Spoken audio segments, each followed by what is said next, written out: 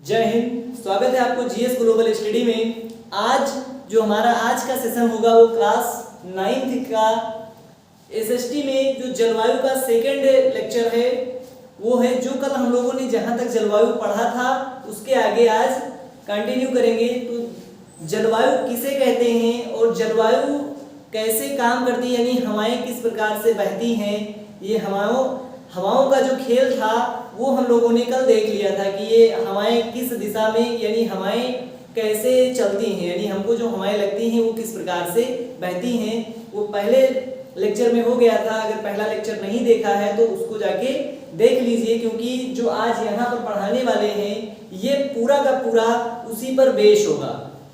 क्योंकि जो बेस था वो हम कल पिछले वीडियो में बता चुके हैं। अब जो हमारा आगे जहां से हम शुरुआत करेंगे वो हमारे टॉपिक से रिलेटेड होगा। वो भी टॉपिक से रिलेटेड था लेकिन वो बेस था जहां से हमको शुरुआत करना था। तो यहाँ आज हम लोगों को पढ़ना है जलवायु नियंत्रण। जलवायु नियंत्रण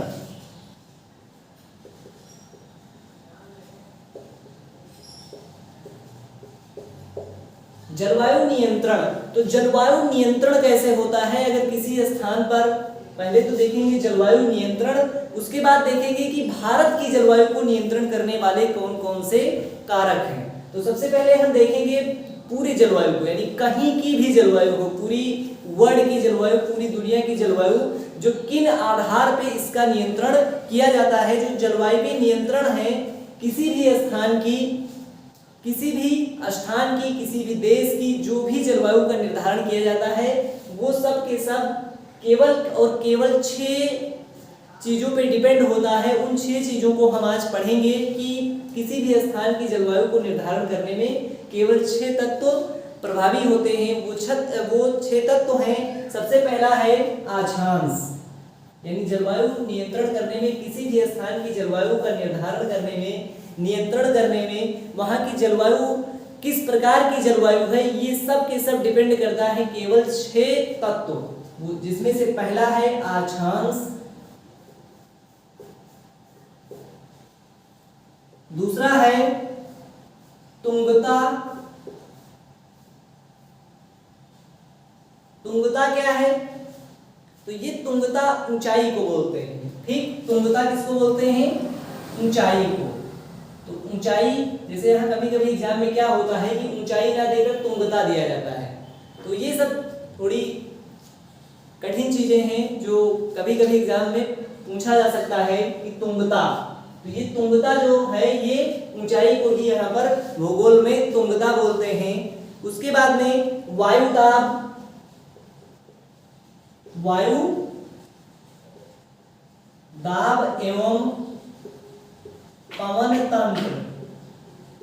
वायु दाब एवं पवन तंत्र जो कल बताए थे उसमें वायु दाब एवं पवन तंत्र समुद्र से दूरी, समुद्र से दूरी, उसके बाद समुद्र से दूरी, महासागरीय धाराएं, महासागरीय धाराएं, और जो अंतिम है हमारा वो है उच्चावच। उच्चावच। तो इन 6 तत्वों के द्वारा हम किसी भी स्थान की जलवायु का निर्धारण कर सकते हैं। यही ये 6 तत्व हैं जो जलवायु नियंत्रण या जलवायु, वहां की किस प्रकार की जलवायु है इसका निर्धारण यही 6 तत्व मिलकर निर्धारित करते हैं कि किसी भी स्थान की, किसी भी भौगोलिक क्षेत्र की, किसी भी देश की, पूरे वर्ल्ड की जो जलवायु का निर्धारण किया जाता है वो यही 6 तत्व मिलके वहां की जलवायु का निर्धारण करते हैं कि किस स्थान पे किस प्रकार की जलवायु होगी। अभी अगर अक्षांश की बात की जाए तो यहाँ पर देखते हैं कि अक्षांश कैसे निर्धारित करते हैं कि जलवायु नियंत्रण करते हैं। अगर मान लो हम लोगों ने एक ग्लोब बनाया, यानी एक पृथ्वी, और इस ग्लोब पे एक 0 डिग्री की रेखा, अभी अगर कल वाले में अगर थोड़ा बहुत याद आ रहा होगा तो यहाँ पर हम बताए थे कि 0 डिग्री पे यहाँ पर सूर्य का प्रकाश क्या होता है? लंबवत पड़ता है, यानी लंबवत पड़ता है। कैसे लंबवत पड़ता है ये भी बताए थे। तो आज उन चीजों को डिस्कस नहीं करेंगे क्योंकि ये पहले हम बता चुके हैं, तो उसको वहां पर देख लेना। फिर भी यहाँ पर लंबवत इसलिए पड़ता है क्योंकि हमारी पृथ्वी 23.5 अंश अपने अक्ष पे झुकी हुई है, 23.5 अंश झुकी हुई है। तो ये भूमध्य रेखा ऐसे ना होके ये कुछ इस प्रकार से 23.5 अंश तिरछा है, यानी 23.5 अंश जब तिरछा है तो ये सूर्य का प्रकाश ऐसे लंबवत पड़ेगा। लेकिन हम लोग अध्ययन की सुविधा के लिए इसको केवल और केवल सीधा सीधा बनाते हैं। तो यहाँ पर सूर्य का प्रकाश लंबवत रूप से पड़ेगा तो यहाँ पर गर्मी ज्यादा होगी, ये इस वाले क्षेत्र में गर्मी ज्यादा होगी। यानी अक्षांश निर्धारित करता है कि ये 0 डिग्री अक्षांश है। इस 0 डिग्री अक्षांश को भूमध्य रेखा और विषुवत रेखा भी कहते हैं। तो ये 0 डिग्री से इधर जैसे जैसे उत्तर की ओर जाएंगे या जैसे जैसे दक्षिण की ओर जाएंगे गर्मी हमें कम मिलेगी, क्योंकि 0 डिग्री से जैसे जैसे उत्तर की ओर ऐसे चलते जाएंगे, उत्तर की ओर जाएंगे यहाँ पर, वैसे वैसे हमें धीरे धीरे ये यहाँ पर ठंडी यानी यहाँ पर गर्मी कम होती जाएगी। तो अक्षांश निर्धारित करते हैं कि किस स्थान पे जलवायु कैसा होगा, ठीक। क्योंकि अभी यहाँ पर 30 डिग्री अगर अक्षांश पे जाएं तो 30 डिग्री के पर यहाँ पर धीरे धीरे ठंडी आना प्रारंभ हो जाएगा, यानी ठंडी यहाँ से बिल्कुल चालू। और जैसे ही यहाँ पर हम लोग जाएंगे 66 डिग्री के आसपास यहाँ पर भयानक ठंडी होगी।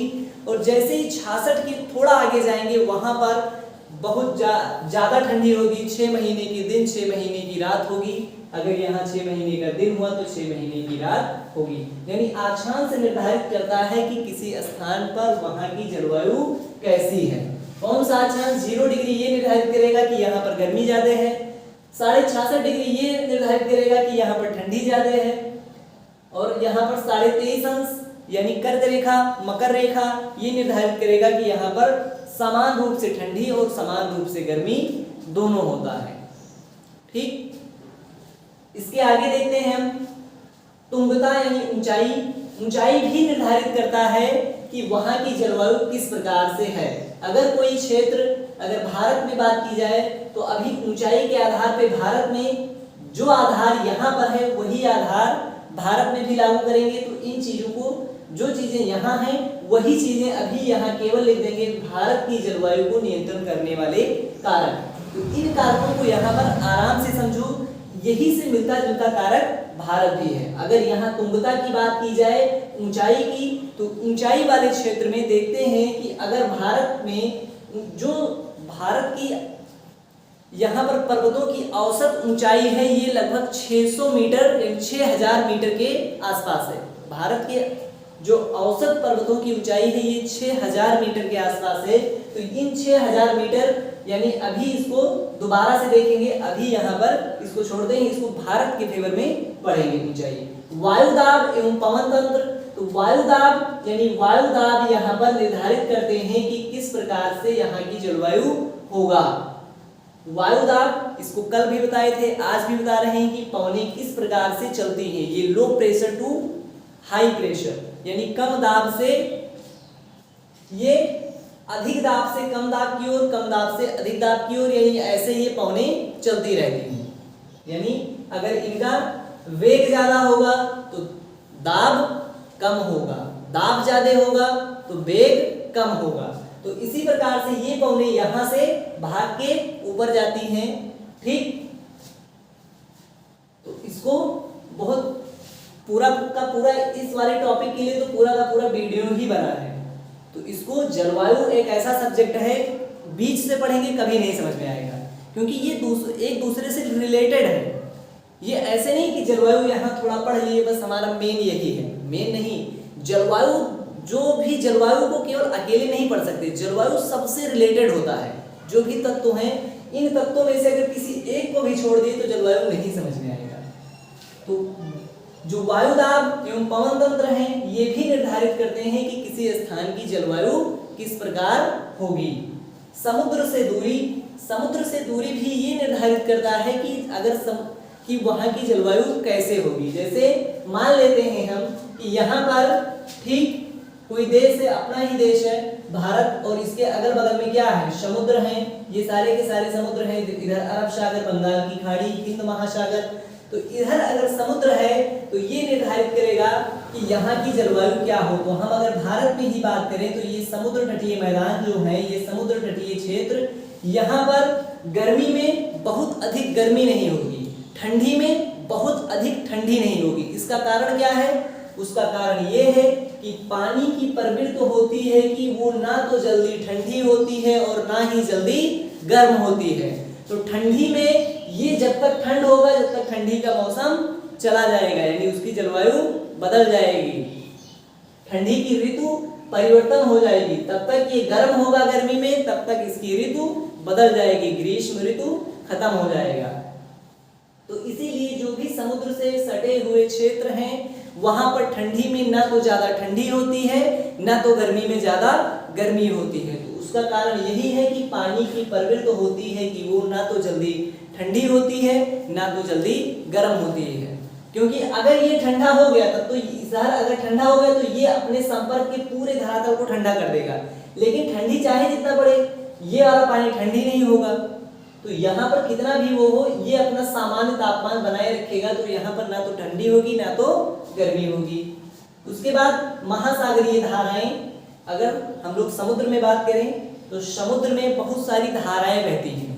समुद्र में समुद्र का पानी भी बहता है, तो आखिर वो बहकर नदियां बहती हैं तो समझ में आता है कि ये बह के समुद्र में मिलता है, लेकिन समुद्र बह के कहाँ जाता है? वो नदियों में वापस तो आता नहीं है कि वापस आ जाए, फिर वापस गंगा नदी से हिमालय पे चढ़ते हुए वापस गंगोत्री में जाके मिल जाए, इधर जो ब्रह्मपुत्र के रास्ते से मानसरोवर में जाके वापस वहीं रुक जाए, फिर वापस जो है, ऐसा नहीं होता है। बल्कि ये भी महासागर भी बहते हैं। उसका कारण यही है पवन तंत्र। महासागर की जो जलधाराएं हैं, ये जलधाराएं किस प्रकार से बहती हैं, इसका कारण है वायुदाब और पवन तंत्र। अगर कल का लेक्चर में ध्यान होगा कि यहाँ पर हवाएं जो बहती थी यहाँ से, यानी ये क्षेत्र में गर्मी ज्यादा हुआ तो पवनें ऊपर उठी और ऊपर उठने के भाग के गई यहाँ 30 डिग्री के पास, तो यहाँ पर शरण ली।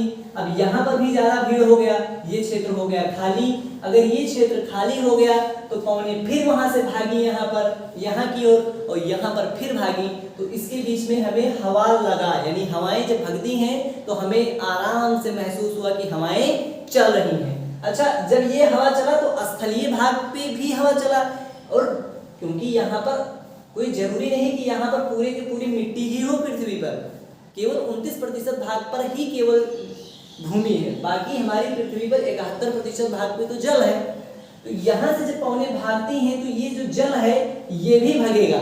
जब जल भगेगा तो यहाँ आके रुकेगा, फिर जब यहाँ से पवनें भगेंगी ऊपर की ओर, फिर यहाँ से जल भगेगा ऊपर, यानी ऐसे ऐसे ये पवनों के साथ साथ ये धाराएं भी बहती रहती हैं। इसमें बहुत सारा नियम है, इसमें कोरियालिस बल काम करता है और आगे गुरुत्वाकर्षण बल भी कार्य करता है। तो ये सब हमको अभी यहाँ पर डिस्कस नहीं करना है, बस हमें केवल ये जानना है कि इन पवनों के द्वारा ये महासागरीय धाराएं का प्रभाव होता है। अगर ठंडे प्रदेश से महासागर, अगर कोई ठंडी जलधारा है तो वो अपने स्थलीय भाग के, मान लो यहाँ से कोई धारा आती है, ठीक, यहाँ मान लो 66 डिग्री है, ये 66 डिग्री से जो धारा आएगी वो गर्म थोड़ी होगी। जाहिर सी बात है, अगर ठंडे प्रदेश से कोई जलधारा आ रही है तो वो ठंडी नहीं होगी, क्योंकि ये जब जलधारा आएगी तो बहुत ज्यादा ठंडे पानी को इधर ढकेलेगा। जब ठंडा जल इधर आएगा तो ये अपने संपर्क के समस्त जो तटीय देश होंगे उसको ठंडी प्रदान करेगा। यानी ये धाराएं ये निर्धारित करती हैं कि अगर गर्म जलधारा है तो वो अपने बगल वाले भूमि को गर्मी ज्यादा कर देगा, अगर ठंडी जलधारा है तो अपने बगल वाले स्थलीय भाग को ठंडी ज्यादा प्रदान करेगा। तो इससे ये होगा कि ये जलधाराएं भी निर्धारित करेंगी कि कौन से प्रदेश में, यानी कहाँ पर ठंडी यानी होगी और कहाँ पर गर्मी होगी, क्योंकि ये जलधाराएं जिस बगल से निकलेंगी, अगर ये जलधाराएं गर्म हैं तो अपने बगल वाले भूमि को ये एकदम गर्म कर देंगे, एकदम भयानक गर्मी होगी। अगर यही जलधारा, अगर कोई ठंडी जलधारा है तो वो अपने जमीन के यानी अपनी भूमि के बगल से इस प्रकार से निकलेगी कि वह उसको बहुत ज्यादा ठंडी कर देगी। उसके बाद में हमारा अगला है उच्चावच, इंपॉर्टेंट है उच्चावच। तो ये उच्चावच भी ये निर्धारित करते हैं कि जलवायु किस प्रकार से हो। अगर उच्चावच की बात करें तो भूमि की उच्चावच यानी बनावट, भूमि का बनावट ही इसको उच्चावच बोलते हैं। तो भूमि की बनावट भी ये निर्धारित करता है कि वहाँ की जलवायु कैसी होनी चाहिए। अगर मान लो कोई भूमि ऐसी है जो ये निर्धारित करे, कोई भूमि अगर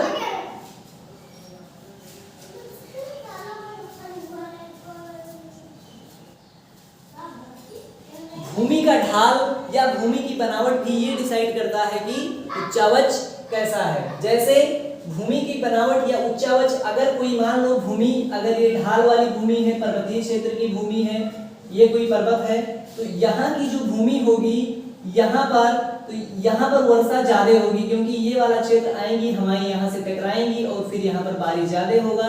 इसलिए ये यहाँ पर बारिश ज्यादा होगी, तो बारिश ज्यादा होगी तो जाहिर सी बात है यहाँ पर ठंडी में ठंडी भी ज्यादा होगी, बारिश में बारिश भी ज्यादा होगी। गर्मी यहाँ पर कम होगी क्योंकि इधर एक पर्वत है, तो इस पर्वतीय क्षेत्र के बीच में जो हल्का यहाँ पर ठंडा रहता है, यानी एक ठंडे प्रदेश की तरह यहाँ, लेकिन यहाँ पर ठंडी और बरसात ज्यादा होगी। लेकिन इसके विपरीत में अगर यहाँ देखें तो सारा का सारा पानी यहाँ इस पहाड़ से टकरा के बारिश हो गया, तो इस वाले क्षेत्र में बारिश ही नहीं हुआ, क्योंकि यहाँ से यहाँ तक निकल के जाता तब यहाँ बारिश होता बादल, तो यहीं पर सारा बादल टकराया और बारिश हो गया। बादल यहाँ तो जाने के लिए वो पहुंचा ही नहीं, और जो बादल बचा के यहाँ से निकले भी वो यहाँ पर इसको कोई रोकने के लिए था ही नहीं, ये निकल गया, तो इस वाले क्षेत्र में बारिश ही नहीं हुई। तो इसलिए इसको बोलते हैं वृष्टि छाया प्रदेश। वृष्टि छाया प्रदेश वह प्रदेश होते हैं जहां पर बारिश नहीं होती है, लेकिन उसके विपरीत क्षेत्र में बारिश बहुत भयानक होती है।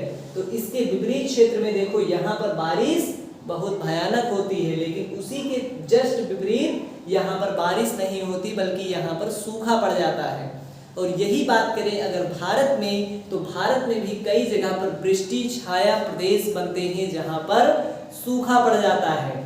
उसका कारण जैसे अगर भारत में देखें तो भारत में राजस्थान का जो थार का मरुस्थल है, ये भी एक प्रकार का वृष्टि छाया प्रदेश बन जाता है, जिससे अरावली की पहाड़ियां उन हवाओं को और उन बादलों को रोकने में सक्षम नहीं है, और वो वहां से सीधे निकल जाते हैं और बारिश नहीं होती, इसलिए राजस्थान का क्षेत्र शुष्क है। अब हम अगला देखते हैं। अगला हमारा टॉपिक है भारत में जलवायु को, भारतीय जलवायु को प्रभावित करने वाले कारक या भारतीय जलवायु को नियंत्रण करने वाले कारक, यानी प्रभावित ही पढ़ेंगे, भारतीय जलवायु को प्रभावित करने वाले कारक।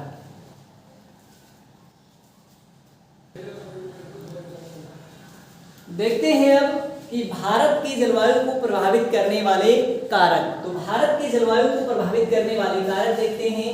तो भारत की जलवायु को प्रभावित करने वाले कारक यही सारे कारक हैं। इन कारकों को बस केवल भारत के ऊपर अप्लाई कर देना है बस।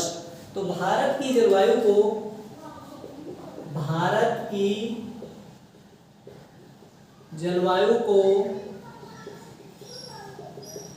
प्रभावित करने वाले कारक, भारत की जलवायु को प्रभावित करने वाले कारक, ठीक। तो भारत की जलवायु को प्रभावित करने वाले कारक मुख्यतः अब इनको भारत के फेवर में रख के इनको अध्ययन करते हैं कि भारत की जलवायु को प्रभावित करने वाले कारक भी यही हैं: अक्षांश, तुंगता यानी ऊंचाई, वायुदाब एवं पवन तंत्र, समुद्र से दूरी, महासागरीय धाराएं, उच्चावच। क्योंकि अभी जब हम इसको बताए थे तो हमने कहा था कि किसी भी स्थान की जलवायु को निर्धारित करने वाले कितने तत्व होते हैं। तो किसी भी स्थान की जलवायु निर्धारित करने में इन्हीं 6 तत्वों का मुख्य योगदान होता है। तो भारत की जलवायु को प्रभावित करने में भी इन्हीं 6 लोगों का मुख्य हाथ है। तो इनको एक एक करके देखते हैं। पहले अक्षांश देखते हैं। अगर भारत को ग्लोब पे देखें तो भारत को ग्लोब पे अगर 0 डिग्री इधर है तो भारत का अगर अक्षांशीय विस्तार और देशांतरीय विस्तार अगर याद होगा तो भारत की जो अक्षांशीय विस्तार है ये 8 डिग्री 4 मिनट से, यानी उत्तरी 8 डिग्री 4 मिनट उत्तरी अक्षांश से 37 डिग्री 6 मिनट उत्तरी अक्षांश तक इसका विस्तार है। यानी भारत को देखें तो 0 से 8 डिग्री ऊपर जाएंगे, 8 अक्षांश, क्योंकि 90 इधर है ना, तो 8 ऊपर जाएंगे तो ऐसे काउंट करते हुए कुछ यहाँ पहुंचेंगे। तो 8 डिग्री 4 मिनट से लेकर 37 डिग्री 6 मिनट तक यहाँ पर जाएंगे। अब क्योंकि यहाँ भी 8 है, यहाँ भी 37 है, तो हम लोगों ने यहाँ ही क्यों टिक बनाया? ये सोचने का विषय है कि हमने टिक यहाँ ही क्यों बनाया? यहाँ भी बना सकते थे, क्योंकि 8 डिग्री यहाँ भी है, यहाँ भी 37 डिग्री है, तो हमने यही क्यों बनाया? तो उसका कारण ये है कि अब हम देशांतरीय विस्तार को काउंट करेंगे। अब देशांतरीय विस्तार को देखेंगे तो 8 डिग्री 4 मिनट उत्तरी अक्षांश से 37 डिग्री 6 मिनट उत्तरी अक्षांश तक, तथा देशांतरीय विस्तार में देखेंगे तो ये 68 डिग्री 7 मिनट से, यानी पूर्वी देशांतर से 68 डिग्री 7 मिनट पूर्वी देशांतर से 97 डिग्री 25 मिनट पूर्वी देशांतर के मध्य भारत स्थित है। अब हम लोग फिर यहां से काउंट करेंगे, 1 से लेकर 68 डिग्री जाएंगे तो कुछ, क्योंकि ये यहां से जाएंगे, क्योंकि ये 1 से रहेगा, 0 इसमें भी होगा ना, 1 होगा, तो इसमें से 1 से देखेंगे तो 68 डिग्री इधर जाएंगे, तो कुछ यहाँ पर आएंगे, और फिर 68 से 97 की डिग्री के बीच में जाएंगे तो यहाँ आएंगे। ये है भारत की स्थिति ग्लोब पर। अगर भारत की स्थिति ग्लोब पर 8 डिग्री 4 मिनट से 37 डिग्री 6 मिनट उत्तरी अक्षांश से 68 डिग्री 7 मिनट पूर्वी देशांतर से 97 डिग्री 25 मिनट पूर्वी देशांतर के मध्य भारत स्थित है। अब हम देखते हैं कि भारत अगर यहाँ पर स्थित है तो अक्षांश किस प्रकार से भारतीय जलवायु को प्रभावित करते हैं। तो भारतीय जलवायु को प्रभावित ये इस प्रकार से करते हैं, क्योंकि यहाँ पर देखो ये 0 डिग्री है और 0 डिग्री के पास में ही है यहाँ पर, क्योंकि भारत का अगर दक्षिणतम बिंदु देखें तो ये 0 डिग्री के आसपास है, यानी मतलब 8 डिग्री के आसपास। तो 8 डिग्री 0 से बहुत दूर थोड़ी है, यहाँ पर 30 डिग्री तक ठंड गर्मी होती है। अब यहाँ पर देखते हैं तो 0 से 8 डिग्री, फिर यहाँ पर भयानक गर्मी होगी। दक्षिण भारत में भयानक गर्मी होती है, लेकिन अगर समुद्र ना होता तो बहुत भयानक गर्मी होती। तो यहाँ पर मान लो अभी ये सब नहीं है, केवल अक्षांश है, यहाँ बहुत भयानक गर्मी होती है। फिर धीरे धीरे उत्तर की ओर जाते जाते हैं। अभी हम लोग उत्तर प्रदेश वाले लगभग 23 डिग्री के आसपास हैं, तो अभी हम लोगों के यहाँ तो गर्मी हो ही रही है। तो यहाँ पर 23 डिग्री से, लेकिन हमारा जम्मू कश्मीर का यानी भारत का सबसे उत्तरी बिंदु अगर बात करें तो वो है 37 डिग्री 6 मिनट। अभी 30 को जैसे पार किया जैसे ठंडी चालू, इसीलिए जम्मू कश्मीर में ठंडी ज्यादा होती है, क्योंकि उसने 30 को क्रॉस करके 37 तक पहुंच गया। लद्दाख में इसीलिए ठंडी ज्यादा होती है। तो यहाँ पर ठंडी, क्योंकि ये ठंडे प्रदेश में पहुंच गया। उसके बाद में 68 डिग्री ये देशांतर नहीं निर्धारित करते हैं क्योंकि जलवायु कैसी होगी, क्योंकि ये 0 डिग्री ही निर्धारित करता है कि जलवायु किस प्रकार से होगा, उत्तर में होंगे दक्षिण में होंगे। उसके बाद तुंगता यानी ऊंचाई की अगर बात की जाए तो यहाँ पर ऊंचाई भी बहुत निर्धारित करते हैं कि कहाँ उस स्थान की जलवायु क्या होगी। अगर ग्लोब में देखें तो यहाँ पर यूरोप, जो इधर रूस में एक स्थान है साइबेरिया, जो रूस को अगर मैप पे देखें तो कुछ यहीं पर ऐसे आएगा ना।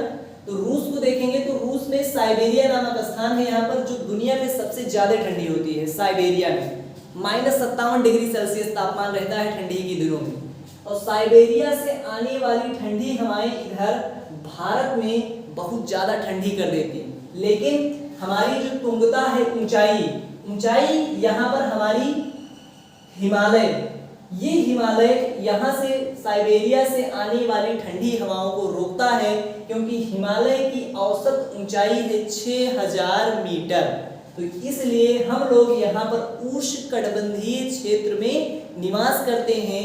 अगर हिमालय ना होता तो हम लोग उष्णकटिबंधीय के बजाय हम लोग ठंडी के दिनों में शीतोष्णकटिबंधीय प्रदेश में यानी शीत प्रदेश में प्रवेश कर जाते, हालात ये होते कि ठंडी के दिनों में भारत में, पूरे भारत में भयानक बर्फ जमता और गर्मी के दिनों में भयानक गर्मी होता। गर्मी तो हो ही रही है लेकिन ठंडी बहुत भयानक होती और साल भर ठंडी बना रहता है, क्योंकि यहाँ पर जो बर्फ जमता है उसका असर साल भर रहता है, फिर तब तक दोबारा ठंडी आ जाती। तो ये ऊंचाई भी निर्धारित करता है कि किस स्थान की जलवायु किस प्रकार की होगी, क्योंकि इस स्थान की जलवायु का निर्धारण कौन किया है? तुंगता, ऊंचाई में। वायुदाब और पवन तंत्र, वायुदाब और पवन तंत्र भी निर्धारित करते हैं कि भारत की जलवायु किस प्रकार की होगी। जैसे अभी बताए हैं उसी प्रकार से ये भारत के लिए भी लागू होगा और भारत में भी पवन तंत्र ये निर्धारित करता है कि भारत की जलवायु किस प्रकार से होगी। उसके बाद समुद्र से दूरी, अगर अब भारत में देखें समुद्र से दूरी, तो यहाँ पर भारत में ये है प्रायद्वीपीय भारत। अगर प्रायद्वीपीय भारत की बात की जाए तो यहाँ पर तो बहुत भयानक गर्मी होना चाहिए यहाँ, क्योंकि 0 डिग्री के पास ही 8 डिग्री, 0 डिग्री से बहुत दूर तो है नहीं 8 डिग्री, और 8 डिग्री के पास यानी भारत में बहुत भयानक गर्मी होना चाहिए। दक्षिण भारत में, तमिलनाडु में और जितने भी इधर समुद्र तटीय देश हैं, तो वहां पर गर्मी क्यों नहीं हो रही? उसका कारण भी यहाँ पर ये समुद्र है। समुद्र से सटे हुए क्षेत्र में जहां जहां समुद्र से, क्योंकि बंगाल की खाड़ी, अरब सागर और हिंद महासागर, तो इन सबसे सटा हुआ जो क्षेत्र है, तो समुद्र की प्रवृत्ति ही होती है कि वो देर से ठंडा होगा और देर से गर्म होगा। यानी जब तक ये ठंडी रहती है तो इसकी प्रवृत्ति ही समुद्र की है कि वो जल्दी ना तो गर्म होगा ना तो ठंडा होगा। समुद्र से सटे हुए क्षेत्रों में ना तो बहुत ज्यादा गर्मी होगी ना तो बहुत ज्यादा ठंडी होगी। अगर बात करें यहाँ पर इन सारे क्षेत्रों में, तो इन सारे क्षेत्रों में ना तो बहुत भयानक ठंडी होती है ना तो बहुत भयानक गर्मी होती है। और इन समुद्र तटीय क्षेत्रों में इधर गुजरात, महाराष्ट्र, इधर कर्नाटक, गोवा, केरल, तमिलनाडु, आंध्र प्रदेश, फिर उसके बाद उड़ीसा, पश्चिम बंगाल, ऐसे करते हुए भारत के जितने भी समुद्र तटीय क्षेत्र हैं वहां पर गर्मी ना तो बहुत गर्मी होगी ना तो बहुत ज्यादा ठंडी होगी। महासागरीय धारा, अच्छा महासागरीय क्योंकि भारत के बगल में ही महासागर हैं बहुत सारे, ये सारे अरब सागर, इधर बंगाल की खाड़ी, हिंद महासागर, तो इन महासागर भी डिसाइड करते हैं कि यहाँ की जलवायु क्या होगी। जो कि भारत अगर देखें तो यहाँ मान लो 0 डिग्री है, तो 0 डिग्री से भारत की दूरी मात्र केवल 8 अक्षांश ही है, 8 डिग्री 4 मिनट, केवल 8 अक्षांश। तो यहाँ पर जो जलधाराएं होंगी क्या होंगी? वो सारी की सारी गर्म जलधारा होंगी। लेकिन यहाँ की जो जलधारा होगी ये ना तो बहुत ज्यादा गर्म होंगी ना तो बहुत ज्यादा ठंडी होंगी, क्योंकि इस वाले क्षेत्र में ठंडी भी पड़ता है। तो यहाँ पर हल्का ठंडी और हल्का गर्मी, यानी ये जलधाराएं सामान्य होती हैं। ठंडी के दिनों में थोड़ा ठंड हो जाती है, गर्मी के दिनों में थोड़ा गर्म हो जाती हैं। यानी इन जलधाराओं का इस वाले क्षेत्र पर कोई प्रभाव नहीं पड़ता। ठीक, उसके बाद उच्चावच, भूमि की बनावट, तो भूमि की बनावट भी ये डिसाइड करता है कि वहां की जलवायु किस प्रकार से हो। अगर कोई पर्वतीय क्षेत्र में है, अगर भारत में ही बात करें तो भारत के जो भी पर्वतीय क्षेत्र हैं वहां पर उनकी जलवायु में काफी विविधता पाई जाती है। जैसे अगर कोई जलवायु में कोई ढाल वाला क्षेत्र है या कोई पर्वतीय क्षेत्र है, जो पर्वत पहाड़ है, इस प्रकार से अगर क्षेत्र है तो यहाँ की जलवायु में विविधताएं पाई जाएंगी। और इन यहाँ की उच्चावच में अगर यहाँ पर देखें तो बहुत ज्यादा ठंडी होगी, क्योंकि इस पीक पे बहुत ज्यादा बर्फ जम जाएगा। यहाँ तो बहुत ठंडी होगी लेकिन यहाँ पर उतनी ठंडी नहीं होगी, और धीरे धीरे जैसे इस वाले क्षेत्र में आएंगे तो यहाँ पर ठंडी और कम होगी। और उसके बाद में जैसे जैसे मैदानी क्षेत्र में जाएंगे धीरे धीरे स्थिति सामान्य होती चली जाएगी। उसके बाद में अब हम आगे बढ़ते हैं और हमारा अगला टॉपिक है भारत की प्रमुख ऋतुएं। भारत की प्रमुख ऋतुएं,